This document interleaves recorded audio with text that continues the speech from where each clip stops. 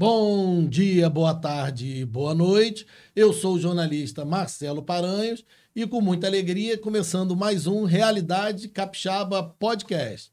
Hoje nós vamos abordar mais uma vez a política nacional, a política estadual, a política na capital do estado e falar um pouco da Assembleia Legislativa, da nova Assembleia que vai começar no ano que vem, os novos deputados eleitos. Só que hoje nós vamos ter, vamos dizer assim, um ângulo um pouco diferente. Eu estou muito feliz de receber aqui a deputada, vereadora / deputada Camila Valadão aqui com a gente, que vai participar desse debate, aceitou o nosso convite aqui. E ao meu lado, não vou dizer que é uma figurinha já carimbada aqui, mas já é a segunda vez, o advogado / vereador, que eu ainda não sei, está na transição, André Moreira aqui com a gente, também vai bater um papo. E eu não vou começar com a deputada, não. Eu vou começar com você, André. Me diz o seguinte, já é vereador, já está sendo cumprimentado como vereador, já teve embate na Câmara. Como é que está essa... Não vem com toda a polêmica de uma vez, não. Vamos aos poucos. Estou querendo entender essa pergunta. Vou ser educado e iniciar com você, porque aí a nossa deputada já aprende as alfinetadas, como é que é aqui. E aí, André, como é que você está se sentindo nesse momento? Ô, Marcelo, primeiro agradecer, né, por chamar a gente aqui de novo e muito bom estar aqui para conversar sobre isso. Deixa para agradecer, né? No final, você não sabe como é que vai caminhar. Não, deixa eu agradecer agora, porque senão não pode não já alivia para depois, né? Agradecer agora. Tem uma coisa interessante que eu acho que a Camila percebeu, né? Camila foi a primeira que sacou isso, porque ela que me chamou, eu estava lá no meu escritório fazendo as minhas coisas aí, né? Do dia a dia do trabalho, quando a Camila me ligou e perguntou assim, você vai assumir se eu for candidato? Então, acho que a Camila percebeu logo de início que tinha uma demanda do seguinte, se eu saio, quem é que fica? E como as pessoas acabam não entendendo muito esse processo eleitoral, eles não sabiam que eu era o suplente da Camila. E aí a gente fez até uma brincadeira assim, no meio do mandato, da campanha, falando, são 2 mandatos, é um a mais, não é menos... Não é tirar um e colocar um outro. São 2 mandatos. Se a gente não lembra, infelizmente, em quem votou, a gente não lembra quem é o suplente. Né? Eu não vou mentir, não. Eu fui pesquisar. Deixa eu ver quem é o suplente. Você vai ser mais radical, menos radical, vai manter o padrão. Deixa eu ver quem é. Mas eu acho que ficou bom, porque eu acho que teve uma ligação aí. E aí tem uma coisa interessante. As pessoas, às vezes, falam comigo como se eu tivesse sido eleito. Como se a eleição da Camila fosse efetivamente uma eleição.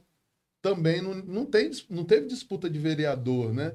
Mas tem uma sensação dessa aí no processo. Tem uma lógica. Que eu achei interessante, eu acho que é bom, porque acho que as pessoas entenderam o recado. E aí, Camila, desde o início, falou o seguinte, então vamos fazer agora, pelo compromisso que ela tem, né, com o mandato, com o partido e com o eleitor, falar o seguinte, vamos fazer uma transição para que não fique, né, não caia de paraquedas, faltando dois anos para o final do mandato. Então, ela já abriu e a gente já está fazendo o processo de transição. E aquele evento ao qual você já se referiu nós vamos falar. Aconteceu na transição. No primeiro momento de transição, né? Aproveitar a sua deixa. Vou falar primeiro com a vereadora, então, né? Depois a gente fala um pouco da Assembleia. É bacana entender que você teve preocupação de se tornando deputada, você está preocupada com quem vai ocupar sua cadeira, porque você foi eleita para ser vereadora, um mandato de 4 anos. Quando você se preocupa, você mostra um respeito com o seu eleitor de Vitória, que votou em você para vereadora. Como é que é esse pensamento, essa transição e essa decisão? Vou ser deputado, eu vou disputar um espaço, mas vou largar a cadeira de vereadora. Obrigada, Marcelo. Eu quero primeiro começar agradecendo a todas as pessoas que acompanham aqui a Realidade Capixaba, porque afinal de contas, depois eu posso sair daqui puta, não querer agradecer, então já agradeço agora. Mas assim, isso que o André falou e que você questiona é interessante, porque o André já estreou sim, porque aliás chegou na Câmara, a primeira coisa que ele já vivenciou foi um enfrentamento, então já está mais do que testado para ocupar esse lugar. E demonstrando que a chegada dele já incomoda, porque na minha avaliação aquilo é uma demonstração de desequilíbrio, né? Então o André já demonstra que já chegou incomodando. Quando nós decidimos colocar a candidatura de deputado estadual, antes mesmo de publicizar isso, a gente falou, não, a gente precisa chamar o André, primeiro pelo respeito à militância, à trajetória, à história do André, e também com o nosso eleitorado. Então, quando a gente lançou a pré-candidatura ainda, né, antes da candidatura, a gente fez o debate com todo mundo, ó, não é um mandato a menos, é um mandato a mais. Por que a mais? É quase vote 1 e leve 2. Porque a gente tem, diferente dos partidos tradicionais, né? No nosso partido, as candidaturas seguem um perfil político-ideológico. Então, a gente já tinha certeza que a continuidade da nossa cadeira na Câmara seria por um perfil que daria continuidade às pautas e às bandeiras políticas, que não seria só uma entrega de cadeira, seria uma transição. Essa é a diferença, Marcelo. Posso dizer que no PSOL, o preenchimento da chapa na hora da disputa para vereador, ela não é só através de voto, tem que ter um posicionamento ideológico. Ainda existe algum partido ideológico no país, o PSOL é um deles? Sim, sim, a gente vem tentando manter. É óbvio que em contextos de disputa eleitoral isso é muito difícil. A gente tem candidaturas, por vezes, que não são exatamente com pessoas que têm aquele perfil que nós desejávamos do ponto de vista político-ideológico. Mas está no mesmo campo, está próximo ali. Exatamente. É um partido que tem posicionamento. E o André, ele expressa exatamente isso. Então, assim, eu não estou entregando a cadeira para o André. A gente está fazendo uma transição política. O que é a transição política? É situar de tudo que foi feito do ponto de vista das construções, dos setores que o mandato dialogou, com as articulações que o mandato fez. É uma entrega política de confiança. O que a gente está entregando para o André? Todos os contatos que a gente fez na cidade de Vitória, toda a rede que a gente estabeleceu, todos os debates políticos que a gente travou. Então, isso que a gente está repassando é mais do que entregar a cadeira. É repassar uma construção política que nós abrimos como um mandato que ficou 2 anos e que agora eu tenho certeza que ele dará continuidade. E olha, me parece que isso teve uma repercussão muito positiva, como o André falou. Porque várias pessoas comentavam, que bacana, eu não sabia que o André era o seu suplente, agora eu estou mais convencida ainda em votar em você. Tinha gente que tinha dúvidas, porque falava, não, mas a gente precisa de você em Vitória. E eu falava, mas a cadeira continua sendo nossa. Ah, é? Tem gente que não sabe, olha só, tem gente que não sabe que a cadeira pertence ao partido e não ao candidato individualmente. Então, a gente também aproveitou esse momento da eleição para poder cumprir esse papel até pedagógico, sabe? De explicar para as pessoas como é que funciona esse espaço, que a cadeira é partidária e quem assume é um suplente que tem história, que tem compromisso e que daria continuidade a várias lutas, assim como vai travar muitas outras.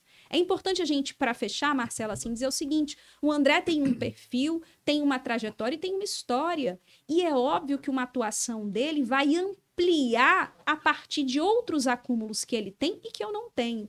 E mais do que isso, a gente pretende fazer um mandato que é articulado. Ele está na Câmara e eu na Assembleia. Então, a gente pretende potencializar as lutas e a tribuna, né? Assim, tanto na Câmara como na Assembleia Legislativa. Essa preocupação é bacana, André. Até vou ver se eu faço um artigo escrevendo sobre isso, porque a gente olha o suplente entrar, é um novo mandato normalmente, que inicia do zero e as pautas normalmente não tem nenhum vínculo com a pauta que o mandato do partido estava seguindo. Bacana isso aí, eu vou fazer até uma reflexão comparando com alguns outros suplentes que vão entrar. Posso falar um pouquinho? Pode, mas eu vou encaixar que aí você faz o gancho. Mas você já mediu, já mensurou a responsabilidade que é não frustrar o eleitor da vereadora Camila, que acha que pode ter a defesa da pauta por mais 2 anos. Você conseguir atender esse e, ao mesmo tempo, se manter coerente com divergências que você possa ter com a Camila, porque tem isso também, pode ter alguns pontos que você não seja 100% igual, mas você entende que mesmo que ela tenha um mandato agora, o tempo e a dedicação do deputado é diferente do vereador, que é exclusivo no município. Você já está amadurecendo essa reflexão interna? Sim. Deixa eu só falar um negócio antes de fazer essa resposta, mas eu vou falar porque eu acho que isso é importante. Primeiro, uma coisa, parece que tudo que foi desenhado idealmente no processo eleitoral, mas que na prática não funciona, pelo menos nesse momento, no PSOL, na nossa relação aqui, deu certo. Quer dizer, não tem problema nenhum você fazer uma eleição, ser eleito, e depois você fazer uma outra eleição no meio do caminho e subir. Não tem problema nenhum, desde que o seu suplente tenha a mesma base ideológica, Exato. programática que você. Agora, se você só faz aqueles acordos para voto, aí isso é uma traição do eleitor e da eleitora, que não é o que eu espero que os eleitores entendam. Que pode haver uma diferença de modo, mas a nossa pauta é a pauta do partido. Essa colocação de vocês dois já arriscou uma coisa aqui que eu ia bater aqui na deputada, uma crítica que eu ia fazer, vocês cancelaram uma crítica minha. Eu não gosto disso, não. Vocês cancelaram. Eu ia dizer assim, mas você está abandonando o eleitor de Vitória que te elegeu. Não, isso... Vocês já estão explicando antes que não. Você teve essa preocupação, Sim. vocês têm essa preocupação. Sim. Isso dá certo em partidos igual o PSOL, não vai dar certo em outro tipo de acordo. Não vai dar certo em outros modelos de organização que vinham até o momento que era possível fazer coligação. Que existem tanto na direita, na esquerda, no lógico, centro. que viraram São a forma. pouquíssimos os partidos que mantêm essa... E aí eu quero fazer só um outro dado e lembrar isso. A Camila, assim, ninguém tem dúvida de que, do ponto de vista eleitoral, inclusive, né, não só do ponto de vista eleitoral, mas eu acho que eu estou destacando isso, ela é um fenômeno porque ela conseguiu nas 2 eleições bater Quantos votos os para votos deputado necessários. agora? Agora foi 53, né? 52.221. 52 mil. O que é importante nisso? Óbvio que eu acho que ela reconhece que Quase isso é uma construção... 52.222. Não sinal de Não, tá doido. Então tá bom. Não, Ficou no 1 mesmo. Ficou no 1. Ia dar 3. Eu vou pedir uma recontagem para ver se não estão 22 aqui. Ia dar 3. Eu vou verificar. Ia dar 23. Então tá se bom. não ia conseguir fazer isso, não. Mas o que é importante nisso? A gente manteve, inclusive contra a fala de muita gente, a nossa posição. Não quer dizer que a gente não fez coligação e nem fez, por exemplo, no processo eleitoral municipal, a gente colocou, fez um negócio que a gente chama de filiação democrática. Uma pessoa de outro partido, que era do PCB, pediu filiação na gente para disputar a eleição. Isso é a possibilidade que você tem quando você não pode fazer uma coligação. Mas por que essa pessoa vem para dentro? No campo próximo, né? Senão No campo ideológico e no campo programático. Então, todo mundo dizia para a gente, por que vocês não fazem coligação para eleger a Camila? Eu, inclusive, uma vez falei para um jornalista, se você quer que a Camila seja eleita, eu acho que é fundamental, vota nela. Não precisa ficar fazendo coligação, porque quando a gente chega com essa tranquilidade. A Camila pode sair hoje com a tranquilidade de que ela sabe que a alteração que vai haver é uma alteração nessa perspectiva que ela falou, assim, vai somar características que o André tem que eu não tenho e eu vou aproveitar as características que ela tem que eu não tenho, que já vão ficar na experiência do mandato, mas sem aquela sensação da traição do eleitor. Antes de eu entrar aqui na polêmica, que eu tô doido para entrar, falando da Câmara de Vereadores, deixa eu fazer tirar uma dúvida. Você é o primeiro político, primeira candidata do PSOL a conquistar um mandato na capital, certo? Isso. Foi o seu mandato. Isso. Já teve um vereador do interior, mas ele migrou de outra legenda, se eu não me engano, no passado. Não, foi a situação de Brice, que quando o PSOL foi criado, ela ficou os 2 últimos anos, eu acho. Isso. Mas acho que o PSOL também teve um vereador no interior anos atrás, na época do Gustavo de Biasi, que ele filiou no partido para disputar uma eleição depois. Eu acho que teve uma situação dessa, eu posso estar enganado. Mas a situação de Brice é isso aí que você está falando. A Brice ela não foi eleita pelo pessoal, ela ajudou na criação ou entrou logo depois, né? Ela foi eleita pelo PT e depois ela veio para o PSOL, estava na metade do mandato dela. Então faltavam uns 2 anos ali, como foi um partido criado na época, né? Então ela permaneceu esses 2 anos finais do mandato no PSOL. Além da primeira vereadora, você também é a primeira deputada eleita pelo PSOL no Espírito Santo. Isso. O partido já tem quantos anos? Você consegue? 15. 15 anos? 15 anos já? Nisso aí, Camila é mais velha do que eu. Isso. O primeiro nome... 2005 ele foi. O primeiro nome mais conhecido no PSOL foi a Brice. Isso. Depois posso dizer que foi o Gustavo de Biasi, quando Pode, disputou a acho que capital, sim. né? Isso. Até conversei com ele essa semana passada aí no Dilema, que a rede está disputando agora, está enfrentando agora a briga com o Difas. O negócio ali vai ficar feio, mas eu não vou adiantar, não. Acho que já ficou, né? Mas acho que vai ficar pior. Eu vou trazer eles aqui para a gente bater um papo sobre isso. E depois desse período, André disputou o Senado. Eu disputei Senado, disputei governo e prefeito. E Camila disputou governo e as duas disputas proporcionais. Isso, municipal e estadual. Depois do Gustavo de Biasi, o seu nome é o que mais representa esse período dentro do pessoal, é o seu nome. É o mais forte. E agora, André assumindo o mandato, você pode se dar uma continuidade a isso. Isso. A ideia é permanecer no trabalho para, na próxima eleição, fazer 2 vereadores, claro, poder disputar, quem sabe, a prefeitura ou o serviço prefeito, mas aumentar e ir consolidando cada vez mais o espaço, que é muito difícil, né? Sim. O seu nome realmente foi um fenômeno dentro desse cenário, né? O que eu acho que é importante ressaltar, assim, Marcelo? A trajetória do PSOL é um partido recente, né? A gente está falando de 15 anos. E é um partido que surge a partir de uma ruptura pela esquerda com o PT, em um cenário extremamente desfavorável do ponto de vista dos partidos de esquerda, porque a gente estava falando de um governo, né, que era um governo em tese à esquerda, e a gente rompe ainda mais à esquerda. Um cenário onde a gente tinha o que a gente chama muito de refluxo de movimentos. Os movimentos estavam numa relação muito próximas àquela construção do governo do Lula na época. O grande nome nesse período, pessoal, foi a Heloísa Helena. Isso, acho que foram os que a gente chama dos senadora, radicais do PT, que foram expulsos. Heloísa Helena, Luciana Genro, Babá, que eram Heloísa senadora, e os demais deputados federais, que foram expulsos naquele contexto da reforma da Previdência. O grande nome nacional, até ideológico, foi o da Heloísa Helena, né? Isso, exato. Que ajudou a formar o partido no país todo. Até porque ela era senadora, né? Então ela tinha ali uma visibilidade maior.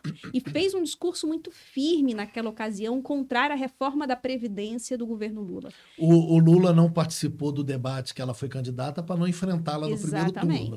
A gente não pode apagar isso da história, né? Não mas podemos. O seu presidente, porque eu não vou ser deselegante com a deputada, o seu presidente fugiu de um debate para não enfrentar a Heloísa Helena, mas tudo bem, vamos lá. Mas então, assim, o pessoal surge em um contexto, né? Um contexto bastante difícil da conjuntura brasileira, e desde o seu surgimento ele não se propôs a ser meramente uma legenda eleitoral. Sim. Por isso que essa nunca foi a nossa principal preocupação. É óbvio que nós disputamos as eleições, portanto precisamos entender como que se apresenta, quais são as táticas, mas para nós a eleição sempre teve um objetivo maior do que meramente o resultado eleitoral. A gente entende a eleição como um momento de disputa de ideias, como um momento de dialogar com as pessoas, como um momento... Tanto que a minha primeira disputa eleitoral foi para governadora com Casagrande e Paulo Artung. Então, olha só, a nossa ideia ali era exatamente apontar as contradições. Foi na eleição que o Roberto Carlos era o candidato do PT. Exatamente. Era apontar as contradições, enfim, se colocar... a partir de uma perspectiva de esquerda. Então, nós tivemos, ao longo desses 15 anos, a manutenção dessa perspectiva política e ideológica. O que eu acho que foi se modificando? A gente sempre negou, como o André falou, a lógica das alianças meramente eleitoreiras, né? Então, a gente nunca fez coligação aqui. Qual foi o contexto que possibilitou a minha vitória em 2020? Foi exatamente manter essa trajetória política. Eu escutei o tempo todo, menina, por que você não sai desse partido? Muda de partido.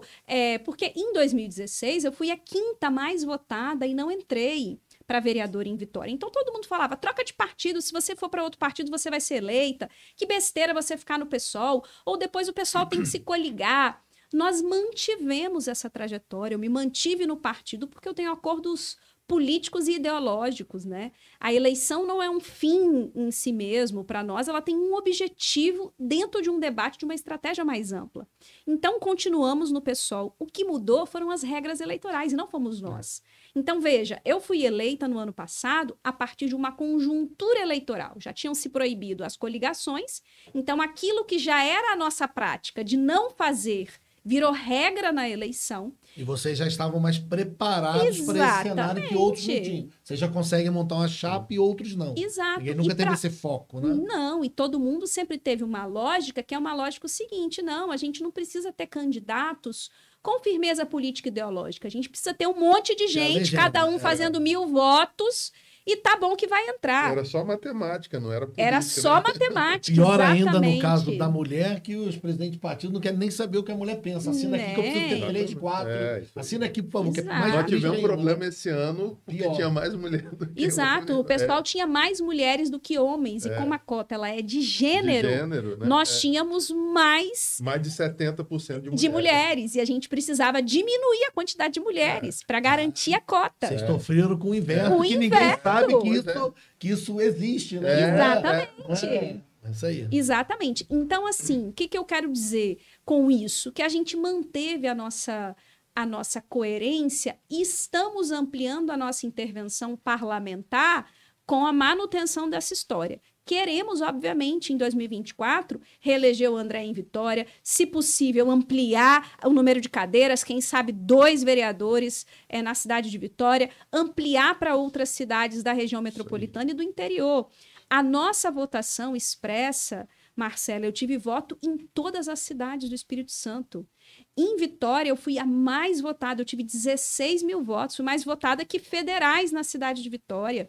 Na Serra... Vitória não tem o hábito de dar um tamanho de voto assim para ninguém ou quase ninguém. Em Vila Velha, eu tive mais de 11 mil votos na cidade de Vila Velha. Serra, mais de 8 mil. Por que eu estou falando disso? Estou querendo dizer que há espaço para a gente conquistar, em 2024, cadeiras nas câmaras municipais dessas cidades, mantendo um perfil político ideológico.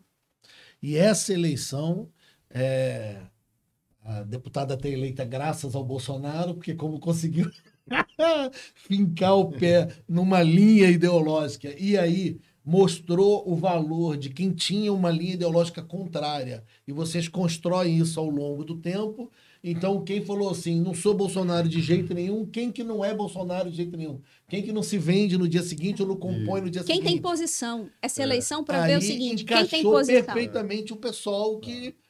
muitos achavam assim, nunca vão eleger ninguém. Exato. Porque ficam numa linha chamada, radical até então, e de repente as pessoas olharam e, tanto na direita quanto na esquerda, se elegeram aqueles que tinham posição. Tinha Posso posição. te falar uma coisa? Tem posição. Quem ficou no meio... Quem não teve Passou. posição diante do que aconteceu no país, ficou para trás. Inclusive, o segundo turno da eleição estadual forçou a ter posição, né? Exatamente. Isso é uma análise que a gente pode fazer depois.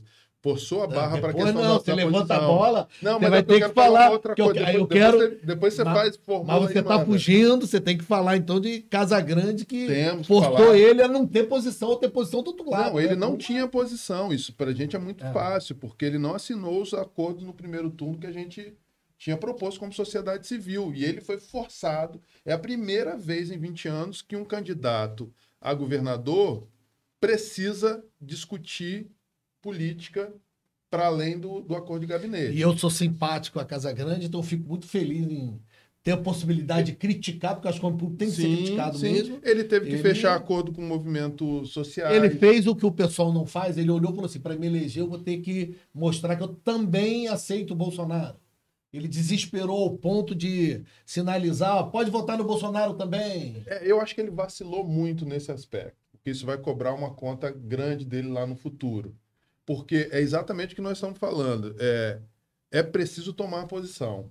E o que eu queria falar antes de falar sobre isso é o fato do seguinte, que aquele modelo de fazer acordos para eleger gerou Bolsonaro. Então, o PSOL está na posição correta no momento da eleição, não é um acaso, não é que a gente deu sorte conjunturalmente, a Camila usou conjunturalmente, não estou falando contra isso, mas não é porque somente conjunturalmente houve situações casuais que levaram o PSOL a se eleger. A posição do PSOL é uma posição já racionalizada sobre esse aspecto. Quer dizer, a gente não mudava a posição porque sabia que esse modelo de fazer acordos para se eleger iria gerar um descrédito na política que foi a matriz do bolsonarismo. Você, como não é a primeira vez aqui, eu vou aproveitar sua fala para te fazer um questionamento aí.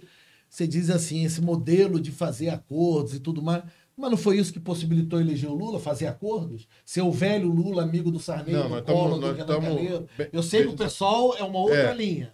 mas o Lula também não teve que fazer esses acordos todos, igual todo mundo faz. Mas a gente não está aqui defendendo o Lula, não. Vamos lá, a gente fez um voto contra o Bolsonaro. Certo. Né? A situação chegou numa situação tão grave que, obviamente, você precisou fazer esses acordos aí para retirada de Bolsonaro. Mas eu não sei se todos os acordos que o Lula fez são adequados. Eu não estou aqui para defender o... programa assim, o outro também aqui que eu gravo, eu tenho criticado o Ciro Gomes, que eu sempre admirei muito, o homem público Ciro Gomes, e eu achava que ele podia ter saído dessa só falando assim, deixa a sociedade decidir, não quis uma terceira via, eu não vou me manifestar. Eu acho que seria melhor para a biografia dele, é uma leitura particular. Daqui a 10 anos a gente conversa sobre isso de novo. Eu acho que ele não precisava usar o discurso de para não ser Bolsonaro, tá bom, vai ser Lula, porque ele veio a público uma semana antes para chamar outro de chefe de quadrilha. Não, pois é, ele exagerou no tom. Disso. Como é que eu volto atrás? A gente tem que ter um mínimo de coerência. Mas o nosso voto... É diferente do que vocês pregam, é coerência total. O nosso voto de segundo turno foi um voto de um processo eleitoral que nos levou até ali. Sim. Então, eu nem acho que todos os acordos são válidos ali, mas aí é outra situação. Isso não é um voto de primeiro turno, não é fazer acordo para eleger bancada. Isso é muito diferente. Aliás, a gente não pode confundir um modelo de eleição do executivo, né, da majoritária, com um modelo de eleição proporcional. No proporcional, a gente tem que garantir programa. Às vezes, no executivo, você tem que falar, como a gente já fez em outros momentos, olha, nessa condição de segundo turno não tem jeito, não dá para apoiar o... E mais do que isso, posso complementar assim? Por exemplo, dentro do pessoal, a gente fez um debate importante sobre o posicionamento do partido na eleição. Eu defendia que o partido tivesse candidatura própria no primeiro turno. Sobre qual argumento? Sobre vários argumentos, mas quero destacar um deles. Primeiro, a necessidade de você ter, a partir daquilo que nós defendemos, uma candidatura mais à esquerda fazendo um debate político programático. O programa de TV foi uma demonstração. Todas as saídas para os problemas do Brasil apareciam nos programas de TV e nos debates como privatização, venda, entrega ao capital privado, enfim. Você não tinha outra perspectiva que rompesse com aquelas que estavam expressas no debate. Então, eu achava que o nosso partido tinha que ter, até para apresentar, um contraponto do debate político. E mais, fazer aquilo que o PT teve dificuldade de fazer, que só conseguiu fazer na reta final, que era ir para cima do Bolsonaro. A gente achava que uma candidatura nossa cumpriria um papel fundamental de desmascarar Bolsonaro, de falar coisas que o PT, entre outros aspectos do ponto de vista das alianças, não conseguiria fazer. Não tivemos e apoiamos o PT. Eu, inclusive, fiz campanha para o Lula, mas muito convencida das dificuldades, dos limites, mas com a tarefa que era tirar voto de Bolsonaro. Então, para tirar voto de Bolsonaro, a gente ia para a rua dialogar com as pessoas, eu encontrava gente dizendo o seguinte, não, mas o Lula vai fechar as igrejas. E a gente falava, mas o Lula nunca fechou a igreja. Então, a gente fazia esse debate com as pessoas. E isso é diferente desse cenário que nós estamos agora, por exemplo, que já é um cenário, derrotamos Bolsonaro e já estamos num momento de construção de um novo governo. A minha defesa agora, que inclusive é a minha defesa no estado do Espírito Santo, mas a gente vai falar disso depois, é que os nossos mandatos, nossos que eu falo, são os mandatos, por exemplo, no Congresso Nacional, devem ter uma postura de independência em relação ao governo. O que isso significa? Significa fazer os enfrentamentos rigorosos ao que permanece dessa política de extrema-direita bolsonarista, votar naquilo que beneficia a classe trabalhadora e se posicionar de forma contrária àquilo que retira direitos. Então, a minha posição hoje, por exemplo, é que o pessoal não deve compor governo, deve se manter como aliado dentro da Câmara, com independência, fazendo avançar, por exemplo, conquistas, enfim. E esse é um debate polêmico dentro do nosso partido também hoje. Trazendo, então, aproveitando o gancho, vou plagiar uma frase sua aqui. Quando a gente estava aqui ajustando os microfones, a gente estava conversando, ajustando o microfone, você falou sobre a questão de os governos capixabas recentes, são recentes de 20 anos, né? Porque são os mesmos em 20 anos. Quase a minha idade. Eles têm como prática apagar o debate na Assembleia Legislativa. Então vamos esquecer um pouco a vereadora Camila e falar da deputada. como é que vai ser sua postura? Você falou da postura que você entende é ideal para os parlamentares do partido nacionalmente. E no Estado, como é que vai ser a primeira deputada eleita pelo PSOL e defender essas pautas e quando precisar ser crítica ao governo do Estado, que é um governo, nós definimos ele como da outra vez? Centro-esquerda, liberal. Eu estou tentando entender o que ele virou. Conservador de esquerda, não sei. Mas como é que vai ser a sua postura no primeiro momento na Assembleia? Acho que é importante a gente pensar a configuração da Assembleia. A configuração atual da Assembleia, ela é diferente porque nós temos lá um crescimento considerável da bancada da extrema-direita. O PL, que é o presidente atual presidente, e em breve ex-presidente, fez 5 deputados estaduais. Pelo perfil que a gente acompanha, né? Não os conheço. 2 ou 3 são de direita. Eu conheço. Eu não posso conheço. Te garantir, 2 ou 3. São 3, mas que eu acho que vão virar 2 em breve. Pois é, não conheço, não tenho muitos elementos para poder falar, mas assim, pelo pouco que a gente acompanha, muito mais por rede social, por posicionamentos, a gente deve ter alguns com um perfil bem tensionando projetos e políticas, como a gente viu, por exemplo, na cidade de Vitória, trazendo temas que são inconstitucionais, mas colocados ali para tensionar a sociedade com uma perspectiva mais conservadora, ou criar alguns factoides políticos.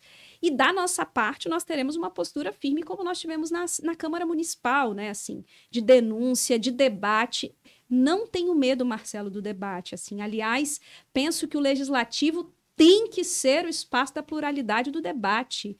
Um legislativo que não consegue pautar os temas que estão colocados na sociedade, trazendo as polêmicas, tentando aprofundá-las, na minha avaliação, é um legislativo pobre do ponto de vista das formulações políticas também. Nós podemos esperar uma deputada, então, que pode trabalhar apoiando o governador Renato Casagrande, mas que será crítica quando entender que está errado um posicionamento do governo do Estado. Sim, sem dúvidas. Eu apoiei o Renato no segundo turno, nós não apoiamos no primeiro, até porque o nosso partido estava dentro de uma federação, um imbróglio aí, enfim, então a gente, né, no primeiro turno não tivemos uma candidatura que expressasse a formulação do PSOL, como nós defendíamos para o governo do Estado, mas apoiamos a candidatura do Renato no segundo turno, por entender, não só apoiamos, fizemos campanha, estive no programa eleitoral do Renato. Então, o que eu estou querendo dizer? Nós estávamos muito convictos de que era fundamental derrotar um Manato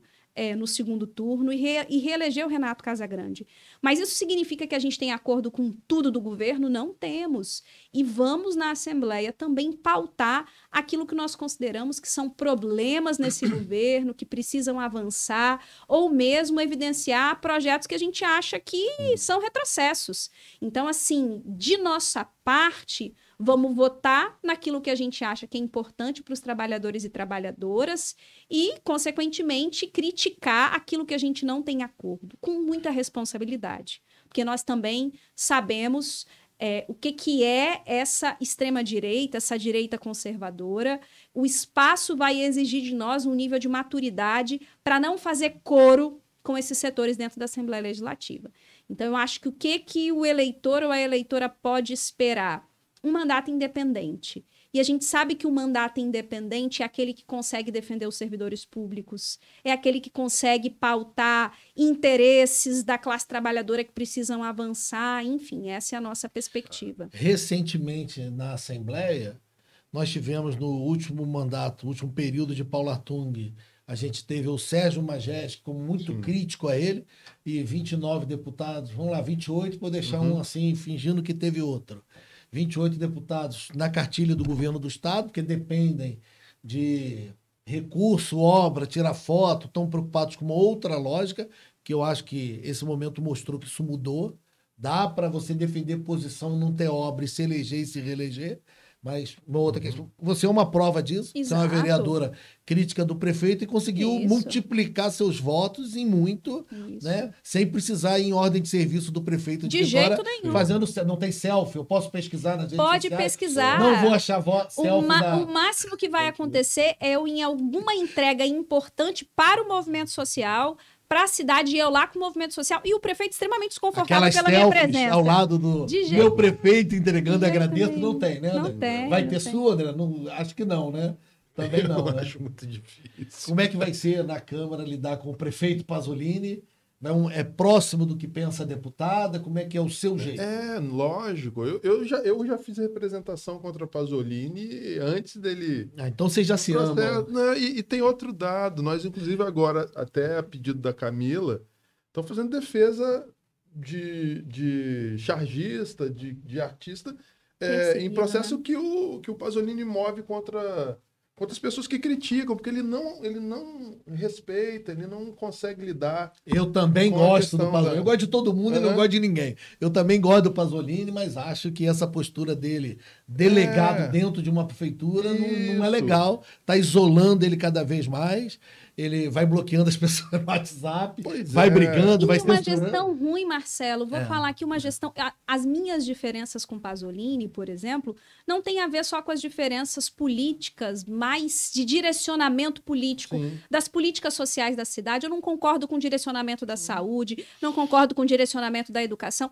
Tá naquilo, inclusive, que é básico da cidade. A gestão não consegue entregar com qualidade sequer a zeladoria da cidade. Camila, Vitória funcionava independente do prefeito. A gente já teve um prefeito aí no segundo mandato que ficou 2 anos fora, você lembra dessa história? E a cidade continuou funcionando. Ele acabou até com essa capacidade. Vitória, entendeu? Funciona a 5, 6 prefeitos. É uma cidade que ela pode estar um pouquinho mais para cá, um pouquinho mais para lá, ideologicamente, quem está na cadeira, mas ela funciona. O básico está funcionando.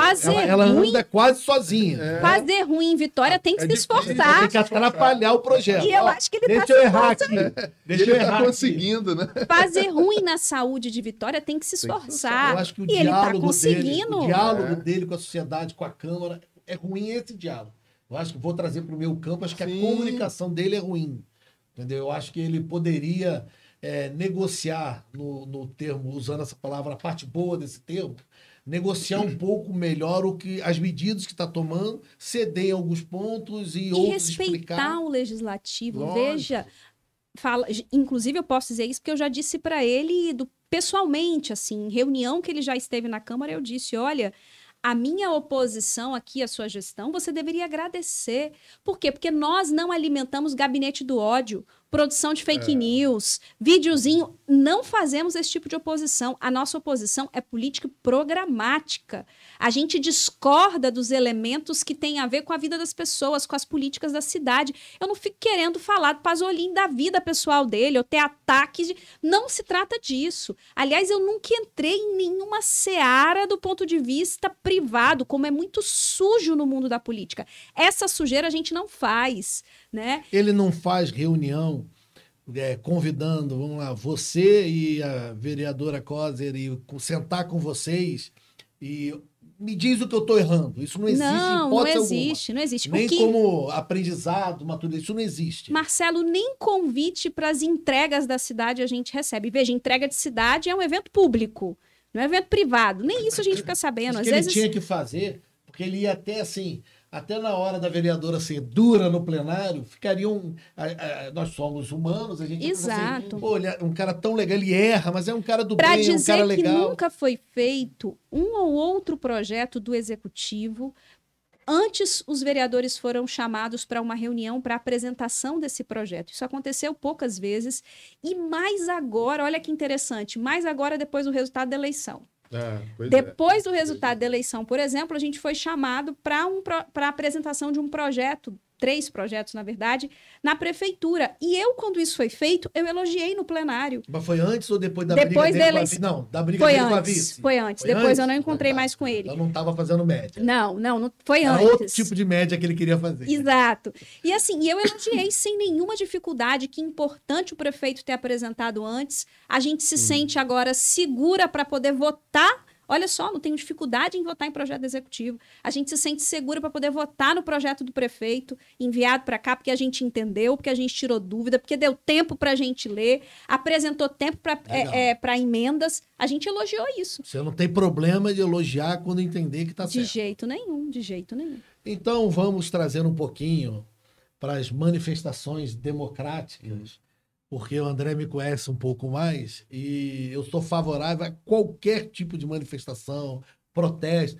Não quebrou, dependendo do que quebrar, não quebrou, não bateu, não ameaçou. Eu sou favorável, assim, eu explico para algumas pessoas que eu digo, eu apoiei e fui favorável quando os jovens, o movimento estudantil invadiu a Assembleia, ocupou espaço, eu defendi, porque eu acho que tem que fazer isso para a gente incomodar, naquela época, aquele bando de deputado que só queria fazer acordo com a Rodossol.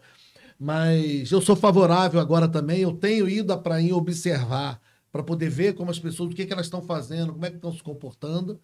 Eu sei da postura ideológica de vocês, mas o pessoal e vocês que sempre defenderam a livre manifestação, o debate, e não é um pouco assim incoerente vocês serem contra as pessoas se manifestarem, ou vocês não são 100% contra? Posso começar, Camila? Lógico, Você vai faz lá. Fica protegendo a deputada, não. Não. Pode. É porque eu acho que a gente entra com a patrol, limpa o campo, depois é outra trabalho. Ótimo. Olha só, você já viu um crime que, se ele for realizado, você não tem como rever o resultado? Porque veja só, todos, eu não estou dizendo que se cometeu crime e nas nossas manifestações, não. Eventualmente existe alguém que vai lá, quebra e tudo mais, até porque nas deliberações de construção das manifestações, isso é tudo público. A gente faz reunião para construir manifestação, tira a posição. Eventualmente eu já acompanhei, exatamente. É.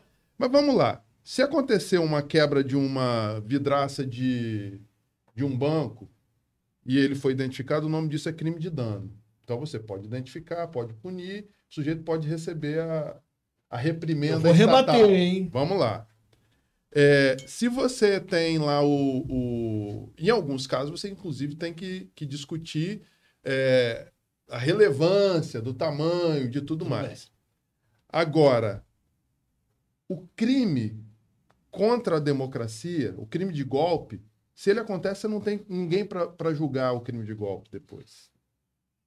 Então, veja só, não adianta eu dizer que alguém está ali fazendo uma manifestação pedindo intervenção militar contra a democracia, porque depois que fizer, o golpe não tem saída. E você conhece a história do Brasil, sabe que o golpe não tem como eu chegar ali e falar assim, olha, gente, vocês deram um golpe, conseguiram, e agora nós vamos entrar na justiça contra vocês. Então, mas você acha que existe algum risco, pequena possibilidade de existir uma intervenção militar de ocupar tudo? Essa é uma das preocupações? Não, olha só, eu acho que sempre há esse risco. A democracia deve viver com a perspectiva desse risco, ainda mais uma democracia como a brasileira, que de 88 para cá teve seu maior tempo de democracia real. Então, assim, criar esse caldo com pessoas que estão sendo mantidas ali a partir de informações que não são verídicas, inclusive sendo tensionadas a todo momento de que amanhã vai acontecer. A rejeição é sobre o objetivo final da manifestação, não é da manifestação. Não, isso é normal. Se o objetivo lógico. Fosse marcar território, se o objetivo fosse dizer o seguinte, o governo Lula será um governo horrível para os nossos interesses, dessas pessoas. Acabou. Se fosse uma manifestação contra o Supremo e só. Não, tranquilo. Eu acho que temos que fazer muita manifestação contra o Supremo. O Supremo erra muito. O Supremo permitiu a venda parcelada da Petrobras, que é uma construção do Brasil, necessária ao desenvolvimento do Brasil. Tem muita manifestação a ser feita. Agora, quando você fala o seguinte, eu perdi uma eleição e agora eu não quero o resultado da eleição, isso é golpe. E aí não dá porque não tem recurso para o golpe. Mas não é um pouco o desespero de algumas pessoas que não concordam? Porque aí eu teria um prazer enorme de fazer um dia com vocês um podcast de 6 horas para a gente conseguir debater tudo. Mas não vem um pouco de desespero? Eu tenho ido nos locais e conversado com as pessoas que entendem que o processo foi ruim, porque manipulação de parte da imprensa, manipulação do Supremo, para chegar num resultado, eu publiquei um artigo sobre isso, que a fraude, se houve, a fraude não está na urna, A fraude está na mente de algumas pessoas que aceitaram uma indução construída num discurso de longo período. O que eu estou querendo dizer com isso, assim? Se fosse o Ciro presidente, não haveria o que se discutir. O que eles discutem é que o Lula não poderia ser candidato. Como o Supremo permitiu que o Lula fosse candidato... O Supremo permitiu que Lula não fosse candidato em 2018. O habeas corpus que liberou Lula depois teria sido julgado na véspera de 2018, o Bolsonaro não teria ganho a eleição. Deixa eu trazer... Então, olha só, vou fazer uma fala de um amigo conhecido nosso, Nildo Orix. Ele diz, o modo da política no capitalismo é o golpe. O golpe aconteceu em 89 no segundo turno, você sabe disso. Que é o que a gente estava conversando aqui antes. Eu vou fazer o gancho. O golpe acontece na reeleição de Fernando Henrique. Sim. Ok. A mesma manipulação do sistema. Então, gente, veja só. A gente, inclusive, é contra esse sistema, né? Como é que é? O mecanismo é o mesmo. O mecanismo é o mesmo. Nós lutamos contra ele, queremos ele cada vez mais democrático realmente. Porque quando você chega numa eleição em que as únicas vozes de esquerda, porque o pessoal não colocou, e a gente poderia ter feito essa função, não colocou uma candidata ou um candidato lá, mas as únicas vozes de esquerda não puderam participar do processo eleitoral. Você ouviu o PSTU e o PCB falarem nesse processo eleitoral? Isso não é golpe? Será que esses dois partidos não tinham nada para dizer para a população? Talvez, inclusive, nos debates. Então, o golpe é a forma de fazer. Então, agora é o seguinte, dentro desses limites, Bolsonaro só foi eleito em 2018 porque o Lula foi mantido preso quando o STF já sabia que tinha nulidade no processo da Lava Jato. A própria Lava Jato dizendo, vamos contra esse daqui, mas não vamos contra aquele ali não, que esse aqui é o nosso amigo, né? O discurso, então, o discurso não, o processo é tão complexo que se a gente for só pegar... você tem que escolher em que momento que está o golpe. Para poder analisar, você vai chegar um momento que... Vamos dar mérito aqui ao seriado, porque faz... refletir, seriado mecanismo, porque o mecanismo ele não é de direita nem de esquerda, ele é conveniente aos próprios interesses. Só para contextualizar, para passar a questão para a deputada, a gente estava conversando aqui antes, eu e o André, que ontem eu tive uma conversa com 3 pessoas de direita, 2 deles mais velhos do que eu, em idade, e eu estava questionando. Quando eles começaram a falar da manipulação da Rede Globo, aí ali eu fiz a seguinte questão.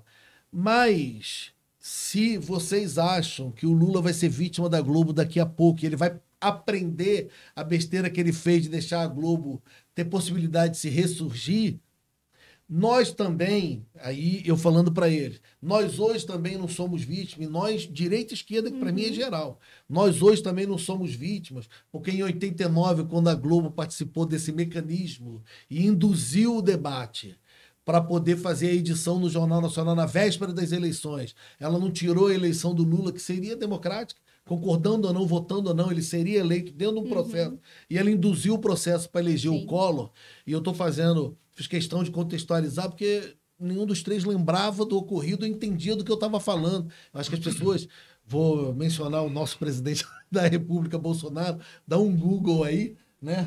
Plagiando Bolsonaro. Pesquisa 89 o que houve, porque a Rede Globo não faz isso de agora, não. Não vamos ser inocentes, reclamar que ela só fez agora. Né? Eu tenho que descobrir o período que nós estudamos. Mas... como é que fica essa questão de permitir que as pessoas defendam aquilo que acreditem e por que ser contra a manifestação? É isso que o André falou? Tenho bastante acordo com todos os elementos que o André falou. Eu tenho bastante acordo que a gente precisa possibilitar livre manifestação. Legal. Penso que questionar, inclusive, o resultado das eleições é legítimo. As pessoas podem achar que teve golpes. É fundamental que tenham provas, inclusive, né? Sim. E a gente viu que até o momento não tem provas. Tanto que a principal tese apresentada pelo partido do Bolsonaro, os outros depois que estavam ali, inclusive, começaram a querer não estar mais junto, porque quando veio as multas bastante altas do Supremo, decidiram recuar, mas o que foi apresentado, na verdade, não confirma a tese de golpe, né, ou de fraude, ou de... enfim... Mas eu acho que a gente precisa entender a livre manifestação também dentro dos limites da ordem democrática. E essa é a preocupação que eu tenho. É importante a gente falar disso porque a gente vive um momento, por exemplo, no Brasil, e aliás, os episódios mais recentes demonstram isso, como é que determinadas ideias elas significam crimes, rupturas democráticas, violência e morte. Posso mencionar aqui, não querendo comparar os bolsonaristas, esses que estão, porque, enfim, nem conheço exatamente como é que é essa configuração de quem está aqui. Não tive, gente, sequer lá na porta do... Estão lá em Vila Velha, né? Na prainha, Isso, né? ali no batalhão, frente ao exército. Enfim, nem tive lá, não sei nem quem que tá lá. Mas, enfim, pelo que a gente acompanha um pouco desse grupo aqui, dá para imaginar o perfil das pessoas que estão lá.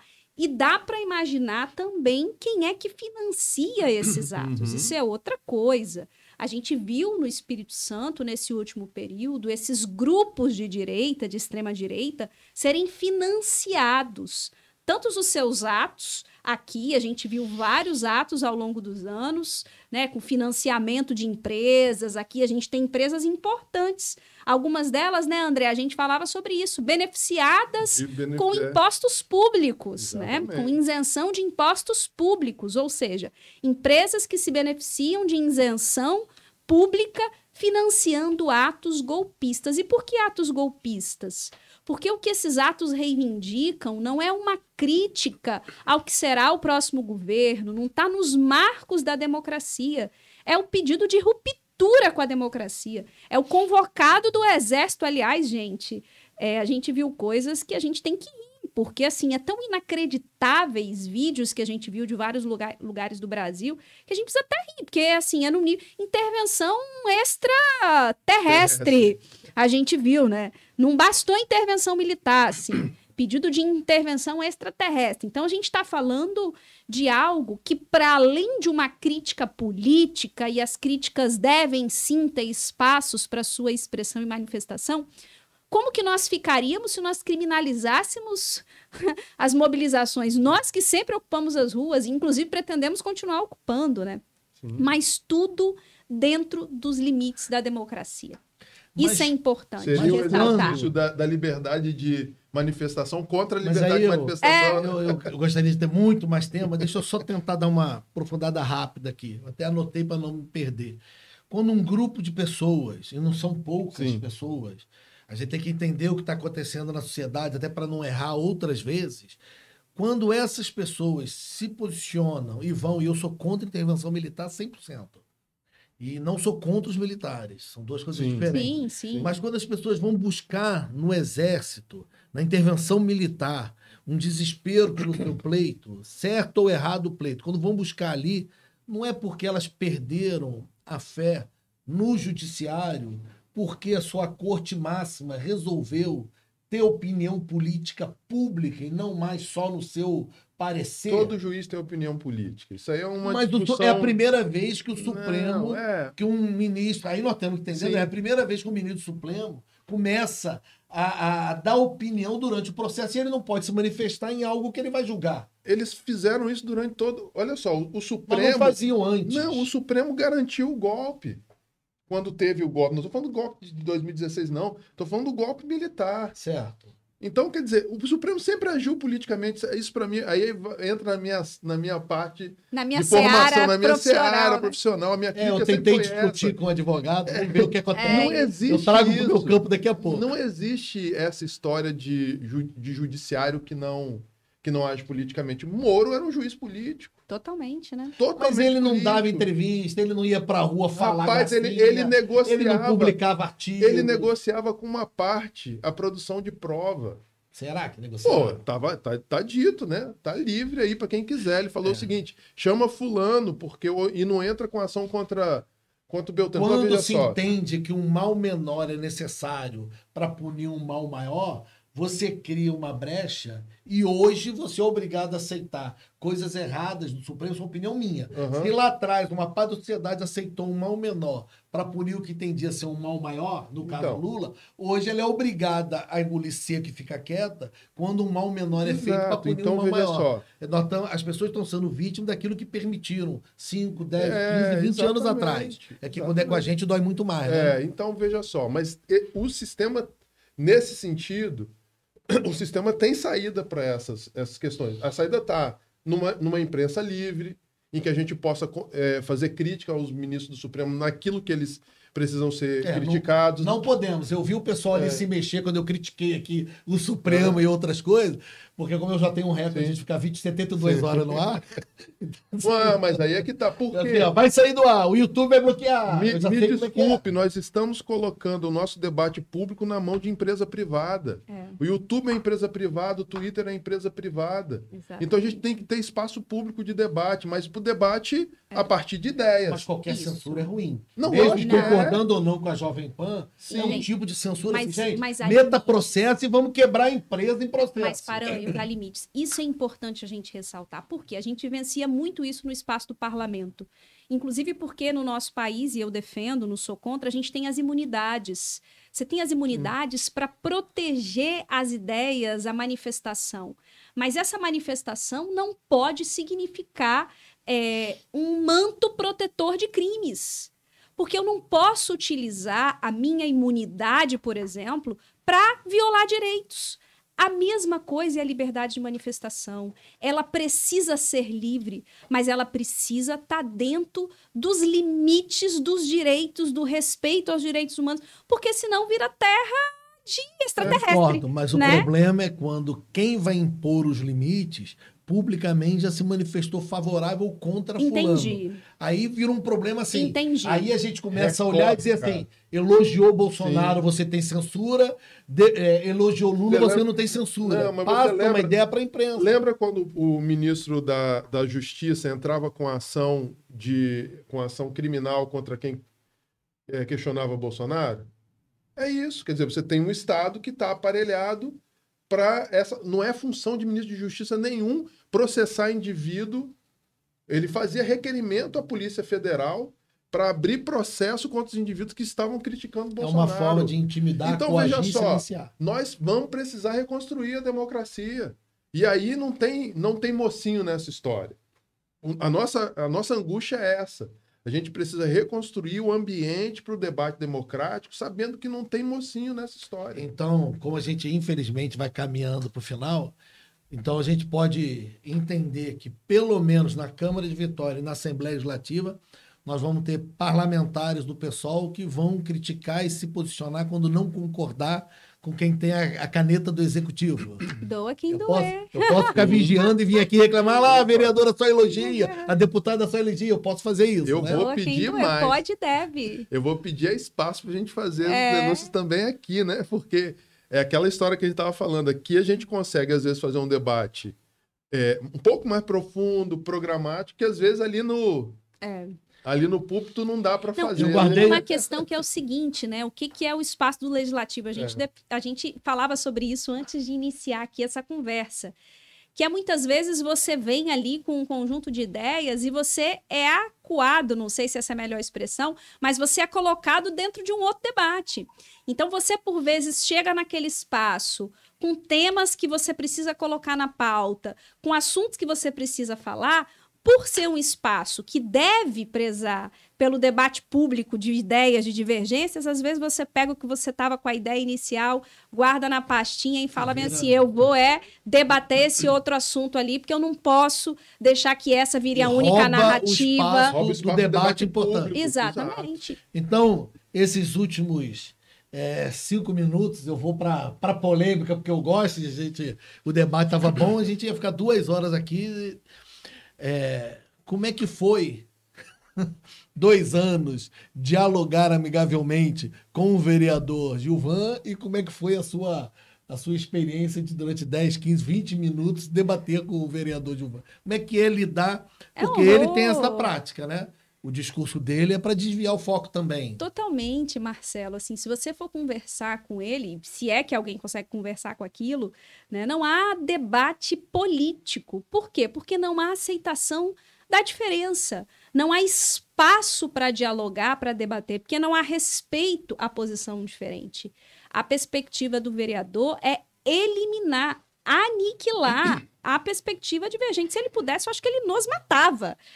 Fisicamente falando, né? Não faria, porque sem vocês ele não tem com quem debater e não tem plateia. Ele precisa do contraditório. É verdade. Ele se alimenta disso. É verdade, ele se alimenta disso, de polêmicas vazias, de fake news, de projetos políticos inconstitucionais e que não dialogam absolutamente em nada em torno dos temas que têm a ver com o interesse da cidade. Se você perguntar para o vereador, por exemplo, como é que está a saúde de Vitória, nunca deve ter entrado em uma unidade básica ou um pronto-atendimento. A produção legislativa dele é muito ruim. Muito ruim. Tem produção legislativa, né? Então, é triste você tentar fazer um trabalho sério, um trabalho que tente dar conta das demandas da cidade, ao mesmo tempo que não se furte dos debates. Eu não tenho preocupação, eu acho que a Câmara pode debater temas que são internacionais, inclusive. Nós já debatemos Cuba na Câmara de Vitória e eu não vejo problema, né? É uma casa política e, sendo uma casa política, ela pode sim trazer vários debates políticos, mas é importante entender que a gente está ali para trabalhar para a cidade, né? Para dar conta das demandas da cidade de Vitória. Então é lamentável que um parlamentar com baixíssima produção legislativa, e veja, eu estou falando de produção legislativa, não é só projeto de lei, não. É o acompanhamento da cidade. Eu pesquisei, ele não vai, não foi e não vai nem nas reuniões das comissões que ele faz parte, que ele preside. Não Elas vai. estão canceladas por falta de quórum, pauta. Né? Não, pior de quórum. É pauta, o que vai ser discutido? Não tem derruba. Porque não vai ter pauta. Eu vi isso. Pois isso. Então, assim, foram anos de muitos enfrentamentos que, por vezes, a gente precisou responder. Isso exige de nós um esforço sempre, que é entender a estratégia política, porque há muitos temas que são colocados ali para desvirtuar do debate que, de fato, interessa a cidade, para esvaziar pautas que, às vezes, seriam mais importantes. Então, isso exige de nós ali uma atenção que sim, se contrapor nos momentos que são necessários, falar, demarcar posição política, mas, por outro lado, também não se perder nessa estratégia que quer nos enquadrar dentro de falsas polêmicas. E por que falsas? Porque são polêmicas que não existem de verdade.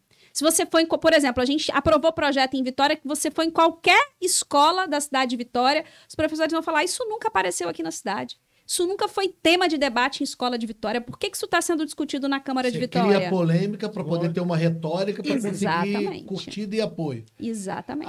A deputada, é a primeira vez, eu vou explicar como é que funciona aqui. A produção vai avisando assim para mim, ó, tá acabando, acabou. Eu só levo a sério quando ela bota no final aqui assim, agora é por sua conta, faz o que você quiser. Porque já entregaram a Deus aqui já, entendeu? Então, eu vou encerrar com a deputada, então vou te dar a fala primeiro. Você tem 50 segundos com extensão 1 minuto e meio, e estão dizendo que não tem, mas tem, eu garanto 1 minuto e meio, aí eu corto para você fazer as suas considerações finais. Não, tá bom, você não quer saber do dia. Quero, você vai ter que botar tudo em 1 minuto e 28, tudo aí dentro. Veja só, no dia o que acontece? Eu fui lá chamado pela Camila para fazer a transição, muito bem recebido, inclusive pela mesa, né? As pessoas ali têm posição contrária ideológica, mas me conhecem há muito tempo. Eu não caí de paraquedas aqui no Espírito Santo, né? E aí, eu tô lá conversando quando eu começo a ouvir aquele monte de falatória. E aí eu olhei pro sujeito, quando eu vi que ele estava falando para mim, e ele fez uma estratégia que é o seguinte, ele não pode falar, como ele inclusive fez lá uma vez com o Thor do Império, quer dizer, ele não pode se manifestar, então eu vou atacar ele, eu vou aproveitar que ele não vai poder falar e vou atacar. Aí eu botei o braço para cima, botei o braço.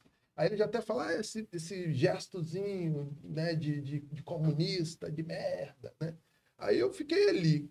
Quando eu percebi que ele começou a falar mais besteira, eu saquei que ele estava nervoso. Ele já começou nervoso. Aí eu comecei a fazer assim, Marcelo, a apontar para minha mão. Aí ele chegou e falou para a mesa, ele está me atrapalhando a falar. Aí a Camila fez a minha defesa, falou, não está atrapalhando, ele xingou a Camila, fez um monte de coisa, mas a mesma assim, não, ele é nosso convidado, está aqui, inclusive vestido de terno, é o vereador que vai fazer a transição, e está fazendo uma manifestação pacífica e silenciosa. Na minha rua, quando eu era menino, a gente era de rua, Camila também deve ter criado em comunidade, brincando na rua. Sim. Falava o seguinte, quando o sujeito chama a mãe, ele perdeu. Entendeu? Entendi. Chamou a mãe. Posso passar para Pode, deputado encerrar, porque disseram que se eu tiver que editar pela primeira vez, eu corto a fala do André, eu prometo. Não, deixa ele, que isso aí foi importante. Quero agradecer a presença. Vou te convidar depois da sua posse À para poder disposição. reclamar que você não está defendendo o que deveria defender e provocar. Duvido que você vai me chamar por isso. Então, mas então, tô à então eu disposição. convido para elogiar, que é melhor ainda, Tá né? bom. Quero agradecer você abrir espaço, imagino como é que já estão as conversas, articulações no bom sentido e montar gabinete, esse preparo todo agora. E perguntar se a gente corre risco eu já tenho que pesquisar quem é seu suplente de deputado para de repente você virar prefeita e entrar um outro lá, porque aí a gente já começa a procurar agora quem é. Ixi, acho melhor não pesquisar meu suplente pra gente falar disso não, hein? Eu volto aqui para falar de 2024, mas posso dizer que vem coisa boa por aí. Te agradeço e primeiro discurso já está pronto para a Assembleia? Não, ainda não, ainda não. Estamos nesse processo de discutir gabinete, entender o que é aquele espaço ainda. Enfim, estamos dialogando aí. Tem eleição de mesa diretor, tem muita coisa ainda que a gente está aí nesse percurso. 10 segundos, você quer, André? É isso? Não, Tá nervoso? Você quer 10 essa segundos? fala dela aí me alegrou agora, né? É. Tem coisa boa para 2020. Mas tem que falar, Vamos né? deixar no suspense, Vamos então, deixar. que aí no próximo já ontem aí. Já tem novidade? Agradecer a todo mundo que acompanhou a gente. Eu realmente, é um dos programas que eu gostaria de ter 2, 3 horas para a gente continuar debatendo, mas teremos outra oportunidade. Obrigado a todo mundo que acompanhou a gente. Obrigado, Camila. Obrigado a você. Obrigada a vocês, gente.